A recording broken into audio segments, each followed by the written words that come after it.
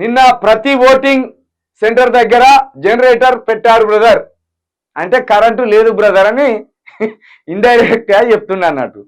ప్రతి polling centre దగ్గర generator పెట్టుకోవాల్సిన పరిస్థితి ఏర్పడిందట రేవంత్ రెడ్డి గారు.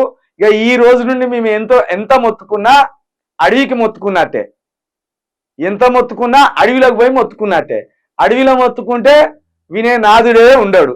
ఇక గట్లనే ఈ రోజు నుండి రాష్ట్రంలో ఇక ఈ సమస్య ఉన్నది, ఈ సమస్యను తీర్చండి అని మేము ఎంత గొంతు చించుకొని వర్రినా ఇక అడవిలో పోయి ఆ అడవికి ఆ గుట్టకు మొరబెట్టుకున్నట్టే ఉంటది, వినే నాదుడు ఉండడు. మనం కొంచెం అప్రమత్తంగా ఉండాలి.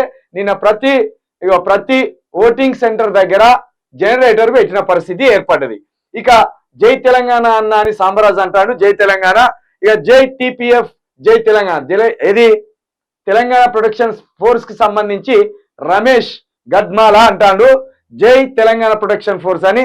మిత్రులారా, మీలాంటి బలం మనం అందరం కలిసి ముందుకు పోతే చాలా పెద్ద వేదిక ఏర్పడతాం. దయచేసి తెలంగాణ ప్రొటెక్షన్ ఫోర్స్ కి మీ డీటెయిల్స్ పంపండి. ఇక మల్లిగాని భరతం పట్టాలి, ఇక అదే ఉంటది రేపంచెల్లి మల్లిగాని భరతమే ఉంటది. వాని అఫిడవిట్లా ఎన్నెన్ని లంగ కథలు రాసుకొచ్చిండో అవన్నీ ఉంటది ఇవాళ సాయంత్రం.